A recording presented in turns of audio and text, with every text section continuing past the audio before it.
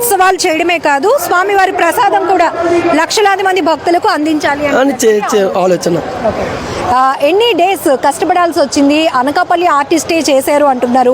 ఎన్ని డేస్ నుంచి ఇక్కడ స్వామివారి విగ్రహం ఏర్పాటు? సుమారు 2 నెలల దగ్గర నుంచి కష్టపడుతూనే ఉన్నారు. 2 నెలల దగ్గర నుంచి కష్టపడుతున్నారు. ట్రస్ట్ మెంబర్స్ కూడా 40 మెంబర్స్ దగ్గర ఉండి అందరూ కూడా కష్టపడుతూనే ఉన్నారు. నిన్న నైట్ అంటే మన గూగుల్లో సెర్చ్ చేసినా రాలేదు ఇది. అంటే శాంపుల్ చూద్దాం పోనీ ఏంటి అని అయినా సరే రాలేదు. ఈ రోజు నుంచి వస్తుందేమో ఇంకా, అంటే మనం అంత ప్రత్యేకత తీసుకొస్తాం. ఈ రోజు నుంచి వస్తుంది ఇంకా బెల్లం వినాయకుడు అంటే మన వినాయకుడు వచ్చేలాగా ఏంటంటే అలాగ రావాలి, ఇది కావాలి, కొత్తగా ఏదైనా ఇది కావాలని చెప్పి మనం ఇది చేసుకుంటాం. అంటే ఇప్పుడు ఈ ఇయర్ ఫస్ట్ ఇయర్ వస్తున్న రెస్పాన్స్ బట్టి నెక్స్ట్ కూడా కంటిన్యూ చేద్దాం. ఖచ్చితంగా ఇంకా మంచి కాన్సెప్ట్లతో, అంటే ఒక మట్టితోనే పెట్టగలరు లేకపోతే ఒక ప్లాస్టిక్ ఫైబర్తోనే పెట్టగలరు అని జనాలు మైండ్ సెట్లో ఉన్నది.